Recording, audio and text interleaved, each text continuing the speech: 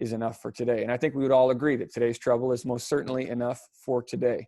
But the key is in that first verse: seek the kingdom of God above all else. So if I want to have an effective ministry and a healthy family, then my eyes have to first be set on Christ. And a lot of times in ministry, we get our eyes set on a lot of other things because there's a lot of noise out there. There's a lot of things out there that can distract us and get us busy. And we think it's like the Mary Martha thing. Mary's sitting down at the feet of Jesus, receiving from Jesus. And Martha is like, but I'm doing all these important things. And Jesus never said the things that Martha was doing that they weren't important. He said, you're just not doing the most important thing. And so when we do the most important thing, I have found in my life, when I actually get my focus straight and I've put Christ at the center and I make sure that my relationship with him is healthy, everything else seems to just fall into place. Because again, the steps of the righteous are ordered by the Lord. So another quote: look to God, not others, to determine your priorities. Wayne Stiles, I took an article of his and I read a lot of stuff out of it. So here's, in order of importance, here's three things, and you can take a screenshot. I'll say this, I'm going to email Max all of these presentations, and feel free to steal them and use them, and whatever you want to do. I'll send him a few other of the presentations that I've done at some other NILA events and different things. So because I believe in resourcing people. Why keep what can benefit someone else? So the first thing is a healthy relationship with God, and I made a few notes. If I'm not doing things necessary to grow in my relationship with God, then I will find myself depleted and operating at a deficit. Nobody wants to operate at a deficit. One thing I learned in Alaska is that in a lot of remote places, they have to set up water barrels. And maybe that's the way it is in some places in Michigan. I've obviously never been there. But in remote sites, they set up rain barrels. And the thing you don't want is to get to the bottom of that rain barrel, because that's where all the junk settles, right? Well, unfortunately, in ministry, there's a lot of times where we are operating out of the bottom of our barrel. So we might be putting out water, but how polluted is it? Is it really benefiting those? So make sure that we're not operating in a deficit. If I'm in a healthy relationship with God, then it will impact my family, my job, and my ministry. Healthy relationship with family. It's not just time with family. It's quality time with family. I was convicted of this because I was spending some time with my family, but I was spending it with this in my hand, sitting on the couch, right? We all have cell phones. It's easy for us to just grab them and look at it and be lost in TikTok for an hour, right? Not that I've ever done that, of course. Relationship with family, and maybe you're a single youth pastor. Your relationship with the people that are healthy contributors to your life, whether it's your parents, whether it's a ministry partner, whether it's if you've got a girlfriend or a fiance or whoever it is that you spend time with, make sure that you're spending quality time off the phone, checked in with them, not checked in on your phone. Again, these are just things that I feel like can benefit us and help us get locked in. Healthy ministry, work environment, and community engagement. And here's the note that I put with that. When there is balance in God, then family, it makes it much easier to have a balanced and healthy life in all the other areas. And I have found that in my few years of life in ministry, I have found that to be very true. And so again, really what it is, it's kind of the whole principle that David did. Now, he talked about it in Psalms, and he says, search me, O God, see if there be any wicked way in me.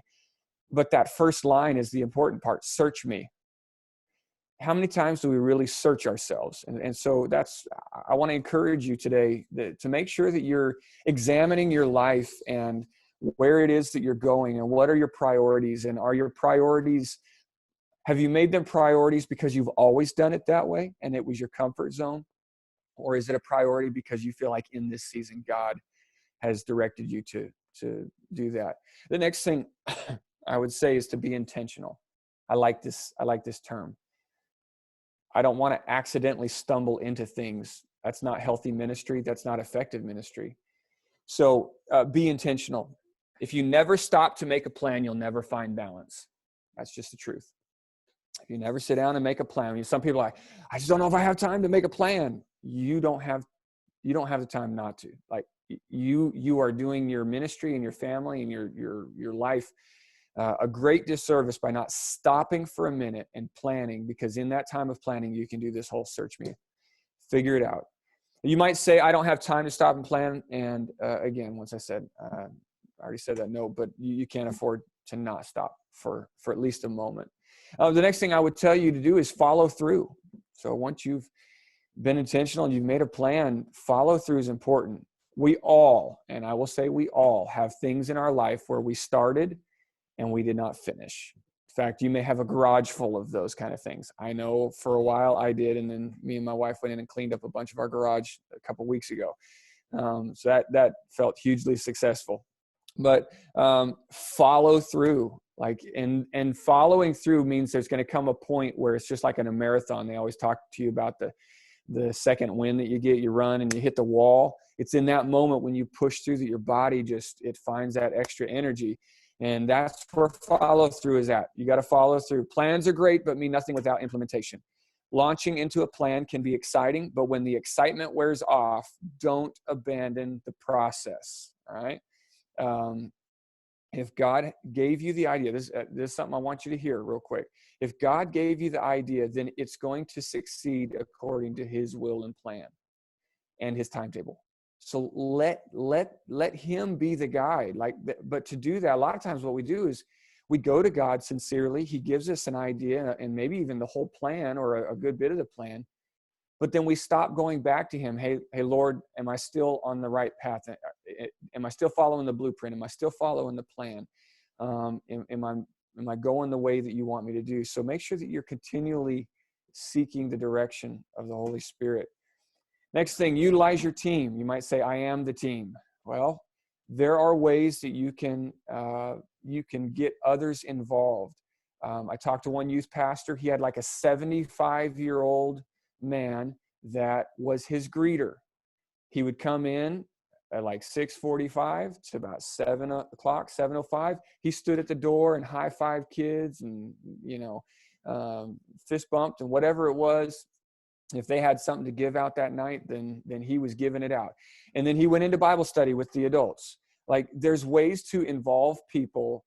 So many times we're like, I got to find another youth leader. I have a guy in our church, and he's a huge asset to our team, and he works in our food prep. So he comes in early, does all the food prep. I was joking with him one night because I was short one small group leader, and I went into him. I said, "Hey, Jason, I need you to come lead a small group." He started taking off his apron like he was going to get in his car and leave. I panicked him. I was just joking, of course, because I wasn't going to use him in a place that was not his gifting. But in that area, now I don't have to do any of the food stuff, and he takes care of it all, cleans up the kitchen. So there's ways to utilize a team, even if you may be the only youth leader. Find ways to involve them in the process. And you never know. Like, I had a lady, I asked her, because I just heard that whole story about the older gentleman at one of the NILA conferences, in fact, is where it was. And so I went back, and there was a lady in our church, and I asked her, and she was an outgoing person. I said, would you come and just hang out and help us with check-in, and then you can go into Bible study at 7. She did that one night and has been a youth leader ever since. And she came back to me about a year later, and she said, thank you for asking me to do something, because I realized there was more that I could do. And so anyway, you never know who's just waiting there. Don't overload people, though. Again, make sure sometimes what we want to do, okay, so if, my student ministry right now, well, when we're in session, we run anywhere between, we can run as, little as 40, 45. We've had as many as 70, 75 between high school and junior high. Now, again, I'm not throwing those numbers out to compare with anybody, because I just heard another guy, I was on another Zoom call with a bunch of youth leaders, and he's like, my youth ministry has 500 students. And I'm like, oh my goodness, 500. I just can't even imagine. That is more than my church has. times 2 plus some. Anyway, like it's not about, again, I don't want to focus on the numbers, but what can happen is I can look at that guy that has 500 and I can say, well, what is his program? And I can try to mimic all that program in mind, and that is going to overwhelm me and overwhelm all my team. You have to do what you are capable of. And what I would tell you is what you can do it well. Do it well. Do the very best that you can. That kind of leads into the next thing in preparation.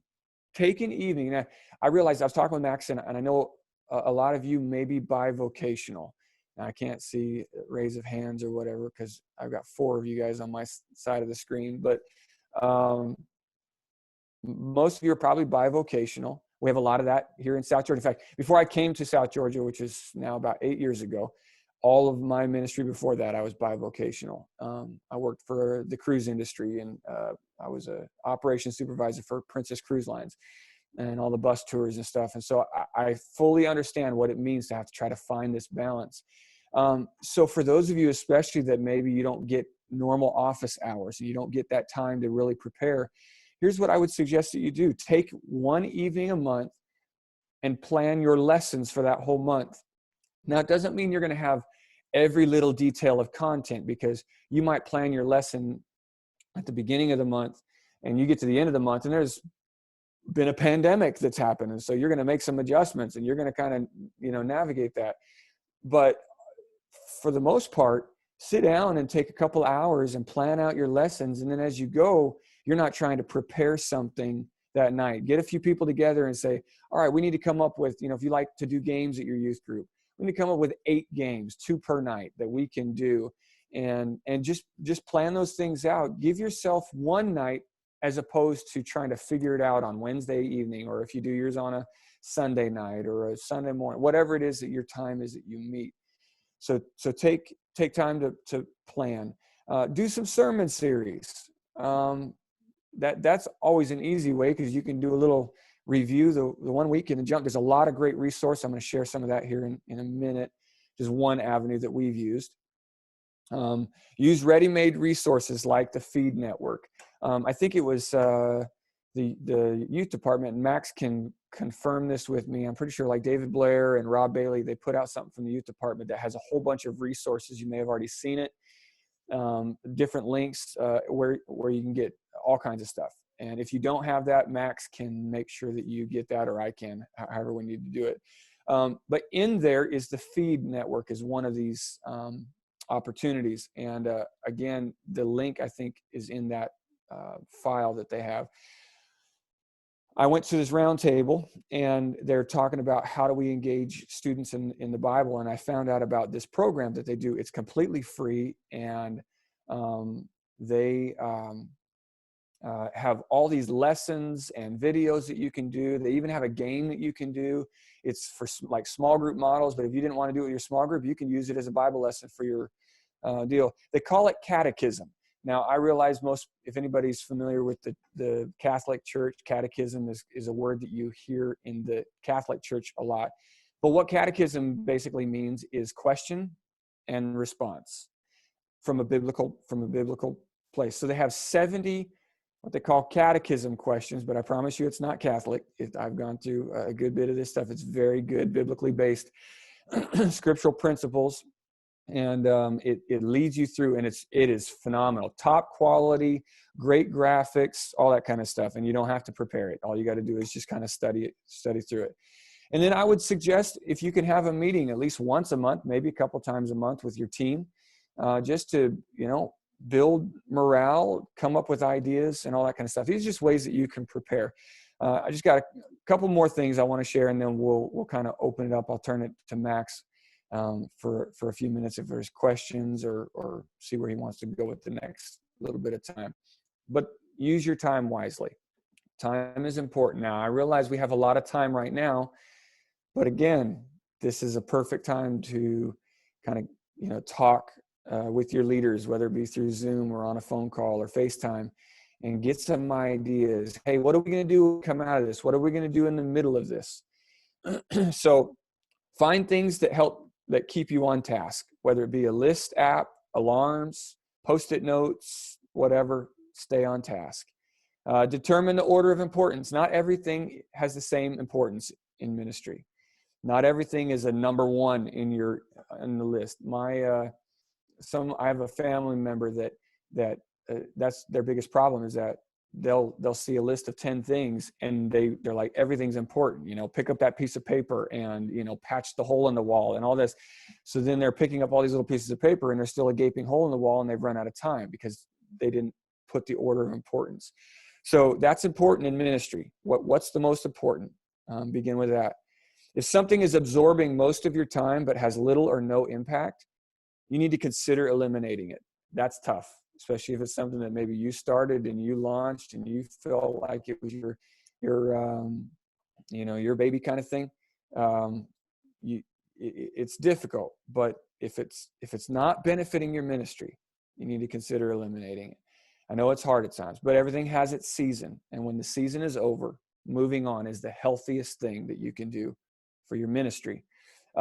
Ecclesiastes 3:1-3, for everything there is a season, a time for every activity under heaven, a time to be born, a time to die, a time to plant, a time to harvest, a time to kill, and a time to heal, a time to tear down, and a time to build up. There is a season for everything in ministry. There's a lot of things that I did when I first started out that were healthy and productive, but they just won't work now. And so you have to continually evaluate, back to that thing.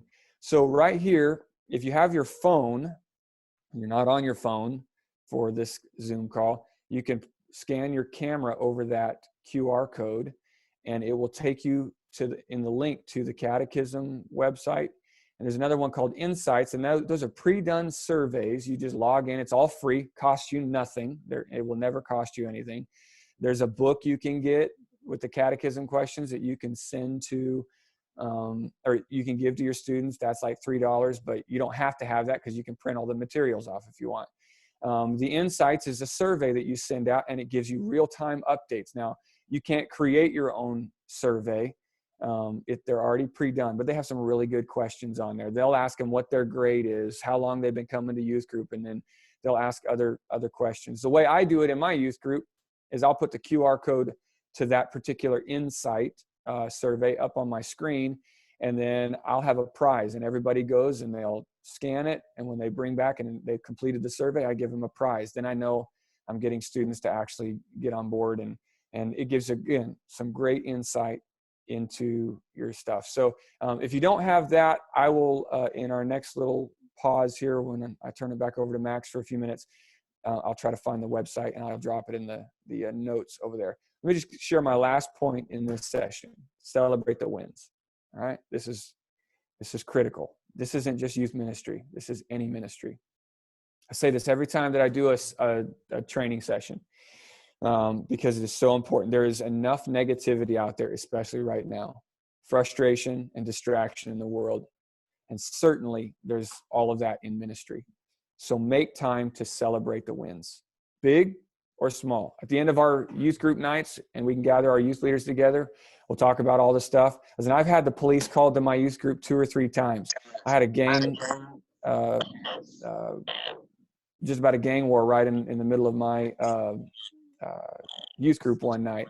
And I'm here in South Georgia. It was crazy. I don't know how that happens, but anyway, we've had some crazy stuff happen. So when we sit down and have our sessions and we're talking about what happened tonight, obviously, hey, the kid was waving a gun around, or the kids almost got in a fight, kind of takes up your attention. But before we leave, I always say, all right, give me something. What's a positive? And, sometimes it takes us a little bit to think through it, but whether it be, hey, this kid never smiles, and tonight I saw him smiling. This kid never sings during the worship, never prays. Tonight they were engaged. Whatever it might be, this kid helped me pick up trash at the end. Celebrate the wins, big and small. This produces a feeling of accomplishment and growth and excitement in your life and ministry. And when you have balance, you will not only have a healthy life and ministry, but you will enjoy the journey too. And that's really important. My grandpa taught me that.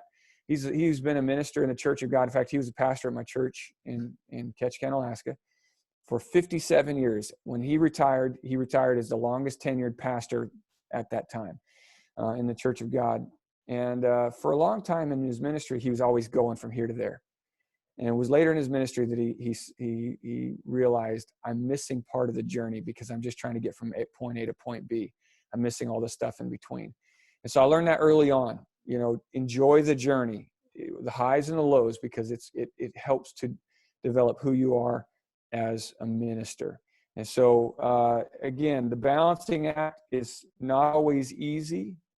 It can be a challenge. It can be difficult. It's constant evaluation. But I encourage you guys to maybe some of these things that I've shared will help you. If nothing else, you may say, well, I already knew all that stuff. Then maybe this moment is just God speaking to you saying, hey, I have paused the world so that you can figure some things out. And I know I have. There's been a lot of stuff in my life. I'm like, all right, God, I am having to refigure some things out. And I'll tell you this, I've had a really fun time with my family. I'm on Facebook and Instagram. And so feel free to shoot me a friend request and whatnot. Love to interact with you guys. If you go on my Facebook, you'll see my family. And my family, we just adopted two kids last June. And we had fostered them for 1.5 years. And we'd always prayed that God would give us more kids. We had been trying for a number of years, and it just didn't happen. And the Lord opened this opportunity, and now we have 2 beautiful little babies, and they are full of energy. And you'll see lots of videos on my Facebook. But you'll find that they're the most important thing in my life right now. And I pray that I keep that focus always. And I encourage you, find that balance in your life. I'm gonna turn it over to Max for a few minutes. I'm gonna go grab that website and throw it in the notes. Feel free to ask any questions or whatever you want to do, Max. Thank you, JD, man. For me, when JD we got together, and he kind of just began to throw a few different topics and things to begin to talk about, and he's going to continue here with some stuff. But when he really began to talk about the balancing act and just really began to hit that, I know that the majority of us here have heard, this in some way, shape, or form. We know it, but yet it is so easy for us to truly not live it out and to get burnt out so quickly. I'm one that honestly, it is tough for me to balance the family as a father, ministry, and I quickly began to find myself, say almost about 1.5 years ago, of really like not enjoying it, knowing that I had the call on my life, knowing that this is what I'm supposed to do, but at the same time, because of again, not finding the balance, thinking that I needed to do everything in church. And as youth ministers, that youth ministry is probably the least of what gets thrown on us. We are the do it all in the church. And for me, again, this topic is something that we always need to have at the forefront. And it's so easy for us to listen to it and be like, yeah, I know that, and not self-evaluate ourselves. So to me, it's important, especially in times like this where we have some time to rest, even though I know a lot of us are trying to figure things out, and it seems like we're doing more than what we normally do. But it is a time where we're able to take some reflection and put certain things, like JD said in the beginning, put it into perspective, because it's so easy to miss out on things that is so important. Again, for me, it was refreshing because I'm living it right now. Again, a lot of you guys know that we have a 2-week-year-old at the house, and literally we get home and the next day we get hit with this. And my mind right away goes to ministry. Man, I'm not in Michigan yet, but I got to make myself available. I'm here in South Georgia, so my mind is all over the place. And my wife begins to see that, and quickly, she has the conversation with me. Max, this is the beginning stages. Don't miss out, because she knows how quickly I can get involved in it. So I just encourage you guys, man, as simple as what some of this stuff that JD talked about may seem, they are vital in the way that we live out our life. You know, being able to find balance between our family, between ministry, like he said, knowing what's important and putting certain things in places so that we're able to live it out the way that we need to. I want to open it up. If it just is there anybody that has any questions, anything that they wanna share? Like I said, I know that I told JD a lot of us are bivocational here. I'll open it up, and if you guys get shy on me, I'll call on some people to just share what are some things that you do to help you as you balance out, or to kind of put some of those things in place to navigate. Just some things that I do. What I do, and I also just have a thing that, as JD was talking, I just got some ideas, and I'd love to just throw it out there because it's really fresh. See everyone's opinion, if that's okay. Yeah, for sure. This is what it is. Okay, cool.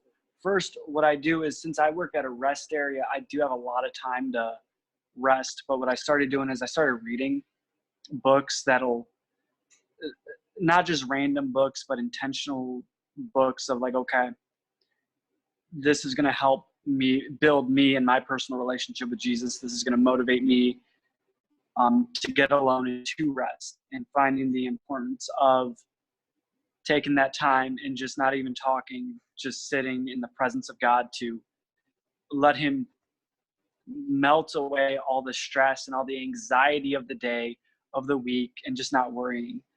I don't know and that's just something that I do and I started doing.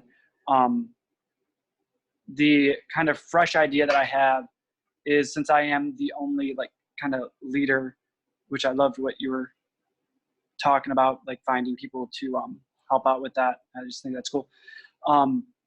But my Wednesday nights is I usually do it on a Wednesday night, and it hasn't been like extremely fruitful. It has, but at the same time, it needs work because in my town, it's really busy during the week. So what I was looking at was, instead of doing an actual service on Wednesday, making that kind of a connect night, but at the end of it, doing an equipping night, like an equipping time. So connect with them, get them to build relationships, do games, do something, ask questions. And then at the end, maybe for 15, 20 minutes, in my own personal thing, calling it Learn to Love. Learn to Love. So having them sit down and just learn how to love through mistakes. And just having that Wednesday night as a connect night, as a building relationships. Not doing a like worship and that, just a connect night. And then like on a Saturday or Sunday night, not morning, because there's church. On a Saturday or Sunday, doing an actual service of worship, message, prayer, and just inviting things in that. So that's just kind of a fresh thing that was written down. Let me share. So our youth group actually meets on Sunday nights. So like we have like small groups throughout the week, like usually every Thursday, but there's nothing wrong with meeting on a different night than a Wednesday, in my opinion. No, let me jump in real quick and just kind of speak to that. I was going to mention this when I did the session, I just forgot. In September, we did something really extreme for our youth ministry, because I'd always done the normal Wednesday night service, and we might do a little small group thing in there. But our student ministry is called Refuge Student Ministry. And so we announced this for a couple months, and we did some good promo videos and stuff to really let the kids know. But what we did is we took the idea, a lot of churches are doing First Wednesdays where they all come together, do a First Wednesday service. So we sort of took that idea, and in September we launched our Refuge First Wednesday. And then on all the other Wednesdays, we call it Refuge Connect, in fact. And what we do is, now we've been running a bus ministry in our community. Now our community's smaller, it's not a huge city, but we've been running our bus ministry through our community. But we found that a lot of our volunteers were dwindling away and we weren't able to do it. So what we did is on first Wednesdays, we still run our bus ministry. And then all the other weeks, if they want to come, they have to provide a ride. Well, we're like, it's probably going to take our numbers from, again, we're averaging, if you put the average out, we're probably 55, 60 on a, junior high and high school on a Wednesday night. So I was like, we're probably going to have like 20. That first Wednesday Connect, Refuge Connect, we had 50 show up. We were completely unprepared for that because in our mind, we just didn't think people were going to, because so many kids ride the bus. Well, they found ways to get there. It was the best thing we've ever done with our ministry. And it was because on those nights, and in fact, we used the feed network that I shared, and I did put it in the comments there if you want to go look at that later on. We found that those nights our kids loved it. And on those nights, we don't do like a service. We'll open with games and do things where they're divided in their small groups, team building ideas. And then we, now some people may not have a lot of rooms in their church. We have a bunch of Sunday school rooms, so we divide into our Sunday school rooms. If you have to, you just kind of spread around in your room, whatever you got to do. But we would divide into our Connect groups, and then we would lead through these particular small group material. And it has been one of the best things that we've done for our student ministry. Max, go ahead. One of the things that I wanted to say, and especially in just with this time that we're in right now, and especially with balance, I've seen so many groups, and I'm not saying necessarily just here in Michigan, but just across, in youth groups and even in churches, begin to do so much more than what they did when they were together. And almost like this rush of, because we need to stay connected, because we need to provide avenues to come together, even though physically we can't make it happen, you can easily begin to overdo it. In a time where we can easily have some rest, you can begin to put so much out there that you're putting out quantity, but you're not putting out quality. So one of the things that I would just encourage you guys just during this time is don't overwhelm yourself with trying to do so much or feeling like you need to do so much to stay connected. Look at 2 or 3 things that you may be able to do during the week that will really build quality connection with your students, that draws engagement, but again, during this time doesn't begin to pull from these other areas that God may be wanting to do in the season that we're in. The time that you're able to give a little bit more to the family, that you aren't able to do it when we are on the go. The time to train and to study some other things that you didn't have the opportunity to do.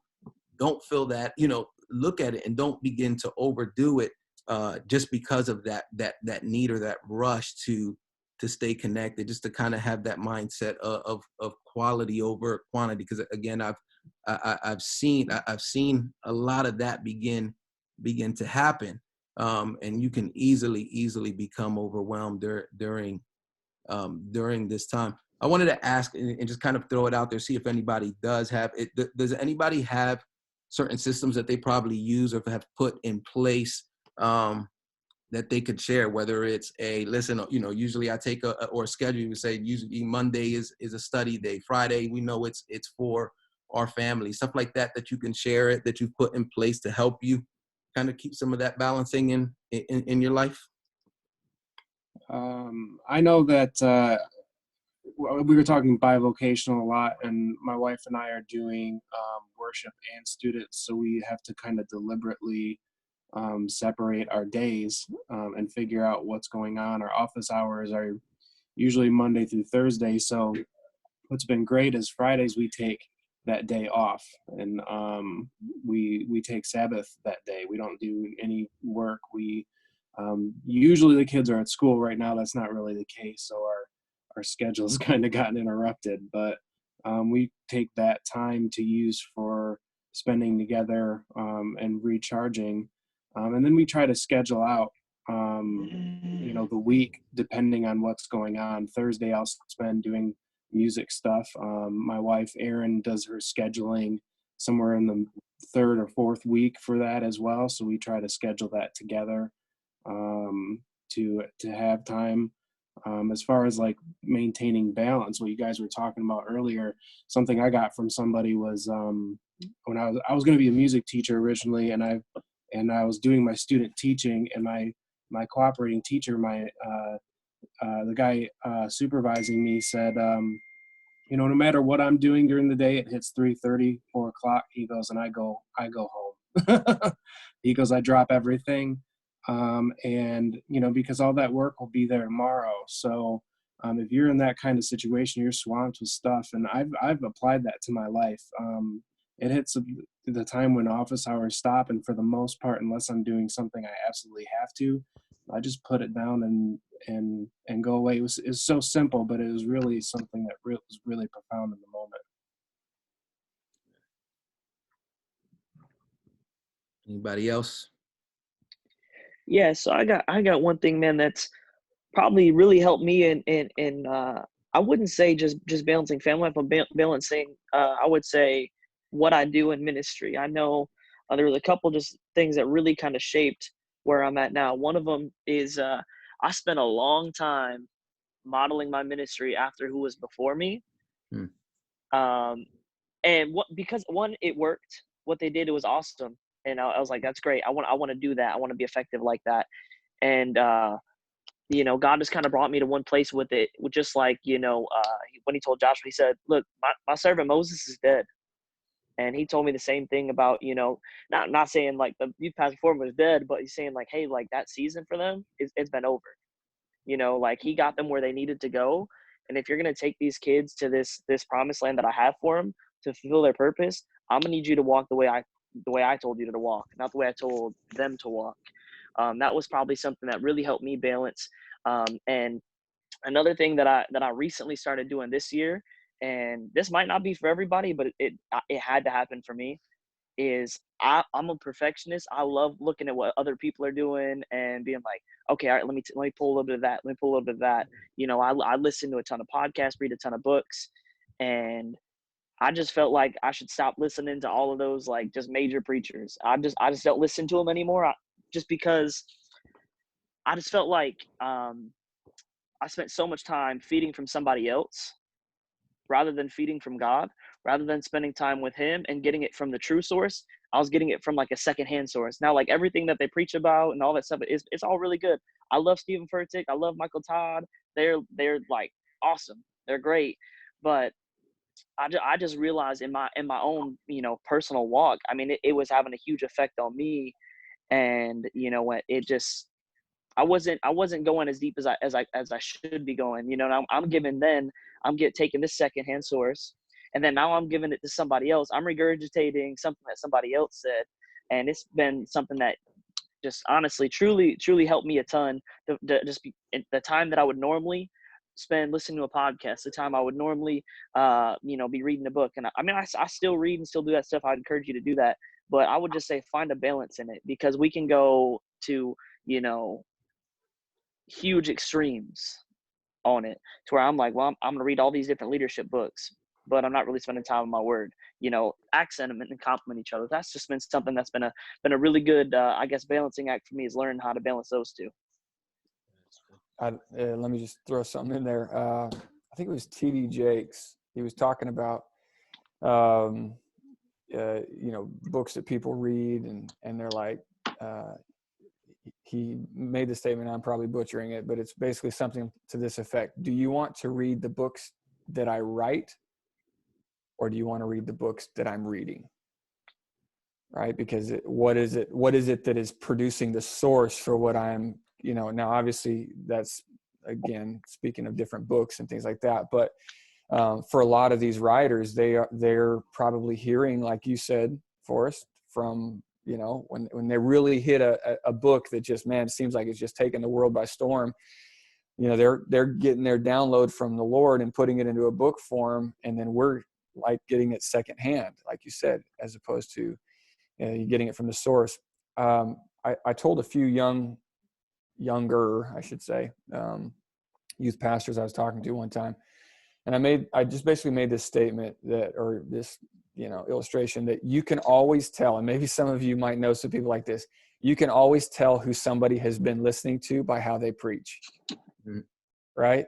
Oh, look it's little Jensen, or it's little Stephen, right? Like they have all the same inflections, or try to.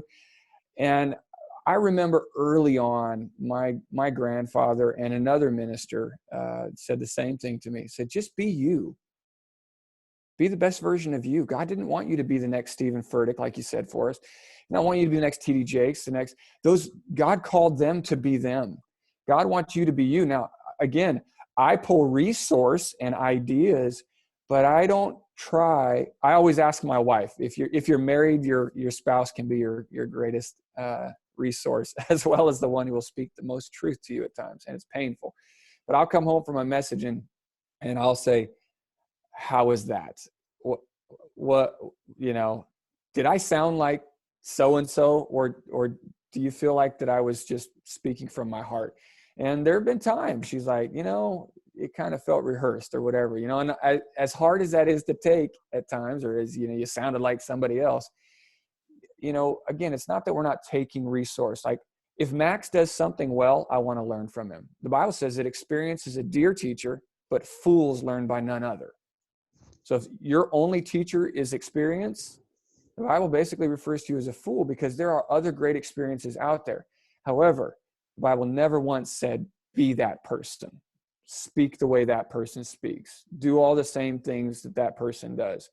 It's kind of the running joke at Winterfest, especially at Smoky Mountain, when a really good sermon, somebody preaches a really good sermon, the running joke among youth pastors is, how many times is this sermon going to be preached the next Wednesday in their youth group? It's okay to take and borrow resource. Like there's nothing new under the sun, but be you. God called you to be you. Go ahead, Max. Good. Anybody else? If not, JD, we'll go ahead and throw it to you. I know you have some other stuff there before we. Yeah, let's jump into it. I'm going to share another screen here. This is one I called Foundations, and I'm going to try to get through it efficiently. There's a lot of information, so I want to bore you. Some of this stuff you may be doing. I don't think this is a boring set of information, but I'll try to get through it as quickly as I can. Building from the ground up. Some of you might say, I've been doing youth ministry for 10 years. So I'm not talking about like taking a wrecking ball to your ministry and starting over. That's not what I'm saying. I think what I'm just trying to tell you is what I would perceive as being healthy ministries when you look at it from the foundation to the top. So maybe you have some things in your foundation that are starting to crack, and you need to go back and jack the house up and refix the foundation. Or maybe you got some electrical work in your youth ministry house that needs to be worked on, whatever it is. And I obviously mean that in a spiritual sense, but maybe you have some electrical work in your physical house that needs to be done too. But here's the scripture. Let's talk about this for a minute. But God has chosen the foolish things of the world to put to shame the wise, and God has chosen the weak things of the world to put to shame the things which are mighty, and the base things of the world and the things which are despised God has chosen, and the things which are not, to bring to nothing the things that are, that no flesh should glory in his presence. Has anybody ever felt like this was a description of your youth ministry at some time? The foolish things of the world to confound the wise, shame the wise.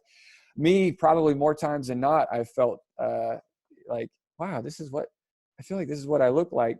But I like this reminder, because it's basically saying that, hey, it doesn't matter what it might look like, God can take it and do something phenomenal with it. I've had some of what I considered my worst sermons, and have kids come back and just tears. And I'm like, why are you crying? That was terrible. And they're like, you just spoke right to me. And anyway, so you never know what God's going to do. So just be obedient, even when you feel like your wheels are falling off. Just follow God and watch what he's going to do in your life. So your vision and your purpose. This is, again, these are just some important things that I believe are critical to who you are as a ministry. Asking these questions. Who are we? what is the identity of your ministry? What is it? What is it that you're trying to do? Who are you as a ministry? What is our mission? What defines the direction that you're going as a ministry? And for everybody, it's going to be different demographics, different cultures, different locations. You might have 5 Church of Gods in one city, and they're all doing different styles of ministry. But what defines your direction? What is your purpose? Where does the ministry fit in the whole vision of the church? Now, I am very big on the ministry should flow. It's kind of like a pyramid. Now, I'm not calling us a pyramid scheme, but that from the top, you have your pastor and everything should flow down. Now, I realize that, and I only got a few of you on my screen, so you don't have to feel like I'm pointing you out. You may have a pastor that is completely disorganized and you have no idea which direction they're going. And you may feel like your church is in chaos right now. You can still honor God and honor your pastor and help in the direction of that church by having a humble heart and doing things the right way. And here's a suggestion. Sit down. I've done it with my pastor. My pastor is not a youth pastor, has never been. He was a school teacher, but he for 30 years. But he's also my father-in-law, by the way. So if you're serving in ministry with a family member, I feel you. I know what it's like. And we have a great relationship. I say that, jokingly. He and I have really good, honest conversations. But I'll sit down with him and say, where are we going? Well, what is your vision for the ministry? Because if our visions all line up, then we're going to have a healthy church. And there's obviously more we could talk about that. And if we have Q&A later on, if you have some questions, we can tackle that. Who's our target audience? Who are we trying to reach? Are you a middle school youth? Some of you your churches may have a division. You have high school and middle school. What is your target? Because what you do for middle schoolers is not the same thing that you're going to do for high school. Now, if you have it blended, then obviously it's totally possible, because that's how we run our ministry. But it requires, different perspectives and different ideas. Is it an inner city? Is it a rural? What's your target audience? These are all things you need to figure out. If you haven't asked these questions, again, we've got a pause button on society right now. So this is a perfect time to ask those questions. What are the positives and negatives? Write a list of, and this is an exercise you can do with your youth leaders. If it's just you and your spouse, then the two of you, get a grease board or a big piece of paper. Write all the positives that you think should be involved or part of your ministry, and all the negatives. And then what you do is you whittle it down to the top 5 positives and the top 5 negatives. And that takes some discussion and figuring out, crossing what things kind of look alike and all that. And what happens is then you realize these are the 5 most negative areas that are impacting our student ministry. And these are the 5 things, the positive impacts, the 5 things that we are doing well. So now you know what you need to work on, and you also know what your strengths are. Evaluation is huge when you're trying to figure out, how do I have effective ministry? Then the next thing is a ranking system. All right. Now, some of you might, you might shudder at this for a moment, thinking that we're categorizing our students and putting labels on. And so I will start by saying this. Whoever you have in the room for this particular exercise needs to be someone that is mature, is trustworthy, is good, because again, you don't want to get out, oh, hey, you're a 5 in our youth ministry, and you're a 4, and you're a 3, and you're a 2. Okay, so I'm just saying that who you have in that room when you do an exercise like this, but this can be very healthy, and I'll tell you why here in a second. So I don't think I have, no, all right. So here's how I do it. 1 would be considered a core member, healthy relationship with Christ. 2 would be a faithful member, but maybe hasn't fully embraced God's purpose in their life. They're sort of just a little back and forth, but they're faithful. A 3 would be someone who's kind of semi-faithful, shaky relationship with Jesus. Definitely you see the ebb and the flow in their life. 4 would be someone who enjoys coming and is involved, but really no obvious relationship with Christ. They're coming for the girls and the food kind of thing, right? 5 is they are only there for the girls and the food, and they might come once in a blue moon. Now, you ask, why would I rank these students? Again, do it in a healthy environment with good, solid leaders. It might be something that you sit down with your pastor if they're really connected with the church. And here's the idea behind it. I'm not sure I had any that I would have, when I did this with my student ministry, I'm not sure I would have any that I would have categorized a 1. The idea is if I have a 5, I want to get them to a 4. If I have a 4, I want to get them to become a 3. 2, I want to get them to become a 1. That kind of thing, 3 to a 2, 2 to a 1. It shows me, it's an honest evaluation. Hey, I've got this kid that's been coming for 4 years, but he's still a 4. He still enjoys coming, but there's no obvious relationship with Jesus. How can I take that young man from a 4 to someone who's at least sort of looking to embrace the relationship with Christ? So that's the purpose of this. Again, I don't want you to think we sit here and we look at all our kids. We don't do this often. This is just an exercise you can do to see kind of a litmus test. Where are my kids at?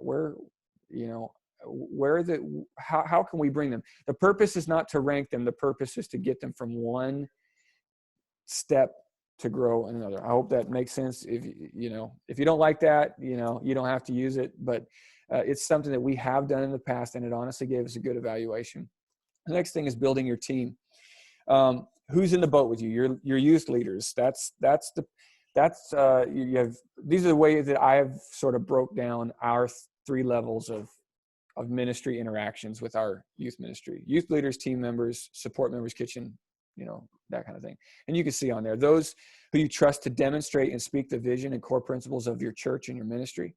Team members would be those who can fill important roles in operation of the ministry, but they might not be at the level of leadership where you want them leading a small group or you want them speaking, spiritual principles in your kids, because they may not be at that growth in their life yet. Support members, these are the ones where you might say, hey, for 15 minutes, can you come be a greeter or help me check in students? And then you can go to adult Bible study. You don't even have to hang out and do all the games and stuff. Just come. And if you can do that, you'll find yourself having more people involved, and you never know who will say, wow, I didn't realize it, but I love student ministry. There's a lot of 50, 60, 70-year-olds in student ministry across the United States and around the world that are having profound impacts in their student ministries because they have a place and a role, and they found that that's where their heart is. So age is not, a deal. You just want to make sure you're putting people in the right place. The next thing I would talk about is your environment. Now again, I realize your environment is Zoom right now or FaceTime. But again, I believe we're going to get out of this, and God's going to, I pray that we will see the next great awakening and churches will be full. So that's what we're looking to. We're trying to plan ahead. Your environment. Utilize the resources you have. You might say, well, Lord's blessed us. We got a really big space for a youth room. Or you might be doubling up with somebody else. You can find ways to, develop the space that you have. The appearance, whether you're bringing in, posters and lamps or whatever, just something to create the room, whether you're doing equipment. You may have a sound system, you may not. You may be playing everything through a Bluetooth speaker. You can still do things. And again, I'm not going to necessarily share a whole bunch of ideas right now. We have Q&A, or you can shoot me an email. I can let you know what I've heard from other people, what they're doing. But these are just things to examine. These are things that can be important in providing a healthy environment. The next thing I would talk about is your operation. These are the nuts and the bolts of your youth ministry. Make sure that you have examined all of these things. You may not be in a place where you can provide rides, and that's okay. You can tackle that one. That's something you don't want to just jump into without having a plan. Check-in is important, and I have found check-in to be important because, like I told you earlier, I've had the police called to my youth group about 3 times, and they're like, "Is so-and-so here?" We had one kid bring a gun and was waving it at kids and then threw it. My house is right across the street from the church. threw it in the bushes in my house. We had cops everywhere. It was fantastic. It gives you good, well, not good PR, but it gives you PR in the community. Anyway, it's important because you also, we've had the ones where parents were like, my kid said he was at your youth group. And we pull up our check-in list and nope, he wasn't. That can save you a lot of things. So check-in is important, whether it be on a notepad or if your church can afford a program like Planning Center or something like that. Games and entertainment. People are like, well, I don't do games and entertainment in my youth group. We were only Bible study. I have found that doing something entertainment-wise burns the energy enough that I can get them to focus a little bit. So and kids love to hang out. So games and entertainment are not bad. I've had, in some of the discussions, people are like, I can't believe somebody would have an Xbox at their youth group. You get, I'm like, look, we do door prize, we do all kinds of stuff. I'll get kids there any way I can, within reason and wholesome, because I know the message that I'm going to deliver to these kids. I'm not just coming to have an entertainment time. I might say, hey, we're having a pizza party, or we're doing some games, we're giving away some door prizes, but that's because I know that the message that I have prepared is the most important thing. And we make sure. So if you're going to do games and entertainment, make sure you have that wholesome thing. Your worship, some people say, I don't have a worship band. It is me and I don't sing. There's a lot of really great resources on YouTube. You can have a time of worship and just play a great YouTube video, and they got, the words and everything on there. You can do something to create a worship environment. Now I'm not saying play 14 songs and try to do a concert on YouTube.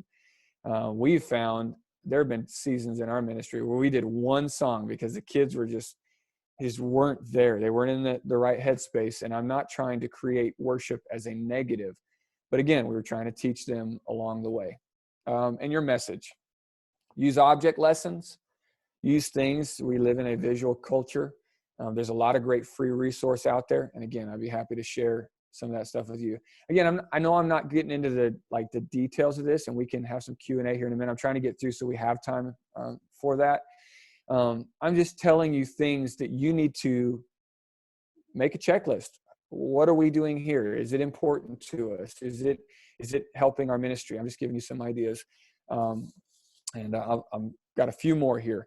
Your discipleship. Discipleship's the most important thing. Whether you do small groups, whether you're a Sunday school, life group model, whether you have a discipleship program for some of your students. We have one, it's called The Core, and we're kind of getting ready to launch that. And that's for our kids that are saying, hey, yeah, I want to go deeper in my walk with God. Leadership training. Spend time training those that are on your team, having discussions, bringing your leadership to the next level. John Maxwell says, if you're a level 5 lid, the people under you are going to be a 3. If you're a 7, they're going to be a 5. And so you want to constantly raise the level of your leadership. Here's a statement I'm going to make. I make this just about every time I speak. If you are more concerned with likes and retweets than making disciples, then you're missing the whole point of your ministry. Let's say it again. If you are more concerned with likes and retweets than making disciples, you're missing the whole point of the ministry that is before you. So discipleship is critical. It's not just about what you put out there on social media. Here's my last one, and then I'm going to share a couple scriptures with you. I'm going to turn it back over to Max, and feel free to ask any questions that you have. Integrity, all right? This is critical. I guarantee you, Bishop Kip could tell you Brother Max could tell you a pile of people and ministries that have fallen because they let their integrity fall away. Guard your ministry. I believe it was in Georgia that, I think it was in Georgia, where a youth pastor he basically used the term, I'm giving counsel to, and he was counseling a married couple. Well, when their marriage fell apart after his counseling, they both sued him, and he lost his job and all that kind of stuff because he wasn't careful in even the language that he used. Now, again, that you might say, how does that involve integrity? Well, make sure that whatever you are declaring that you are, that you actually are, and have that to back it up. But the other areas in guarding your ministry is, don't be alone with anybody, guy or girl. Have people there with you. Don't get involved in private text messaging with people, especially, and I'm not just talking about students, but leaders. We've seen plenty of people that have fallen by the wayside because, there was maybe some loneliness in their home. There was some tension in their marriage, and they started reaching out to other people, and it became one thing became another. Guard your ministry and your reputation and your family. Be accountable to someone. I feel confident that if Max saw something in me, he would pick up the phone and call me. I feel that he would receive that from me as well. And he's not the only one I have in my life. I have other people in my life. Obviously, it starts with my wife. But beyond that, I have people in my life that I know that they can pick up the phone and call me and say, you're an idiot. What are you doing? You need to fix that. So have people that you can be accountable to. And that requires you giving them access. We say, oh yeah, I'm accountable to somebody. But then when they call us out and talk about something, we're like, don't tell me what to do. You don't know my situation. You got to give people access. A couple more quick things. What you do affects your whole church. Just because it might have Refuge Student Ministry. When I do something, they know I'm connected with my home church, which is New Vision Church of God. So what you do affects the whole church. And here's a good one. Since we're all on social media, when in doubt, hush. There are so many times where we get on our rants, and I say we in a very broad sense. There's so many people I've seen get on a rant, and you are cutting off. The biggest one, obviously, is politics. You might be on here today, and you might be a Republican, or you might be a Democrat, or you might be a Libertarian, or Independent, or whatever. We all have opinions. We all do. We all have thoughts. And I'm not saying that there aren't some things that we don't get on, abortion is a big one, man. The protecting and preserving life. I know there's moments that we get on and we, prayer and all that kind of stuff.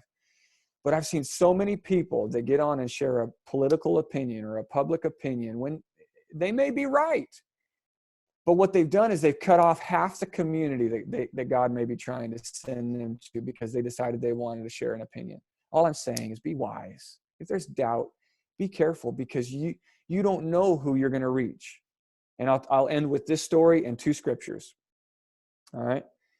In a town not too far from where I'm at, Jessup, Georgia, there's a pastor, Justin Mitchell, I believe is his name, at Turning Point Church. And he was ministering to a young lady. He and his team were ministering to a young lady for over a year. And she was in drugs and all that kind of stuff. And they really helped her get her to a place where she was healthy. One day a man came into the office and he sat down and he was a council member of the community. I think it's how the story goes. And so Justin was trying to figure out, well, what how does this thing work out? And, what's he here for? And basically he just said, hey, you've been ministering to my daughter. And he's like, who's your daughter? And he named this particular young lady. And the man says, because of that, I want to bless your church. They were getting ready to build a $500,000 church. And this man laid a check to pay it off. Now, I'm not saying you have integrity because you want money coming into your church. What I am saying, though, is you never know who you're reaching. You never know who you're impacting and how that can have an impact on yours. So integrity matters. Here we go. 2 scriptures, and Max, it's all you. Proverbs 21, A, says, a good name is to be chosen rather than great riches. A good name is to be chosen rather than great riches. 2nd verse, 1 Peter 2:9. You are a chosen generation, a royal priesthood, a holy nation, his own special people, that you may proclaim the praises of him who has called you out of darkness into this marvelous light. That's who you are as leaders. God has specifically called you to this time. He's given you special wisdom and insight into a generation, and he's going to bless you in this season. So embrace that. Do everything you can to have effective and healthy ministry, and just know that there are a lot of youth pastors and leaders out there that are praying for you, and starting with me. And I love you guys. I appreciate you letting me get on. I know we've got probably some Q&A going to happen here and whatever Max wants to do, but thank you again. I love each one of you. Go Pistons.